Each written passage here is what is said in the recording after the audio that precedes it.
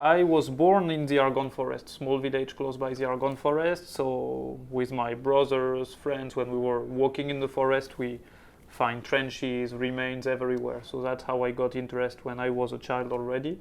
And then growing up, I start to want to know more about history. Why do we have the trenches here? Where were the Germans, the Allied, everything? And I then got involved. So it's like a whole life interest into the First World War. And when you are born in this region, it's something normal to be interested in the war because remains are still everywhere in the forest. It started as a young kid, basically reading books on Eddie Rickenbacker and Alvin York, and then learning about General Pershing. And then for a number of years, I served as the National Archives World War I record specialist, and then it just developed from there. So that's Château Thierry, small town, like 15,000 inhabitants. It's located 70 miles east of Paris.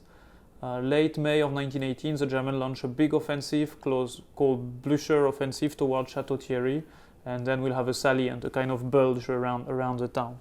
And American troops are calling to supply the French, trying to stop the German first and then starting to counterattack. So here we see American soldiers probably heading to Château Thierry to supply the French troops that were needing more troops to be able to stop that huge German offensive.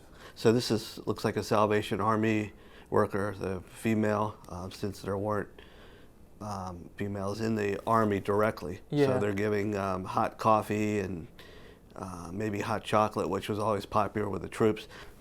So here they're entering in line, but this is probably training trench that we see right here. Because soldiers, you can see they are not on rush. They are having their coffee into the trench, and they are gonna train probably. So we are not yet on the action itself.